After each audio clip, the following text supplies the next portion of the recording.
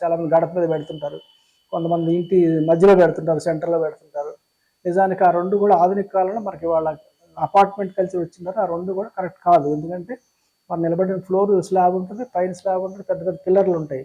పిల్లర్లు ఐరన్ ఉండటం వల్ల, స్లాబ్లో ఐరన్ ఉండటం వల్ల మనకి ఎర్రర్ వచ్చే అవకాశం ఉంటుంది కాంపాస్ రీడింగ్లో. అంటే అది ఎప్పుడు కాంపాస్ చూడాలి మన ఇంటి బయట చూడాలి, లేదా రోడ్డు మీద కూడా చూడొచ్చు.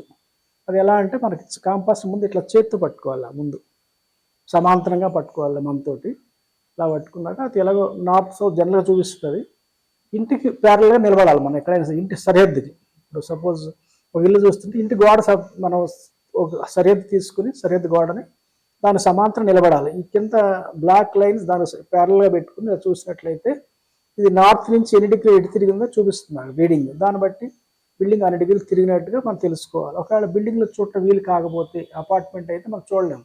ఎక్కడ చూసిన కాంక్రీట్ స్లాబ్స్ ఉంటాయి, పిల్లర్స్ ఉంటాయి కాబట్టి ఎర్రర్ వస్తుంది. కాబట్టి బయట రోడ్డు మీదకి వెళ్ళి చూడాలి.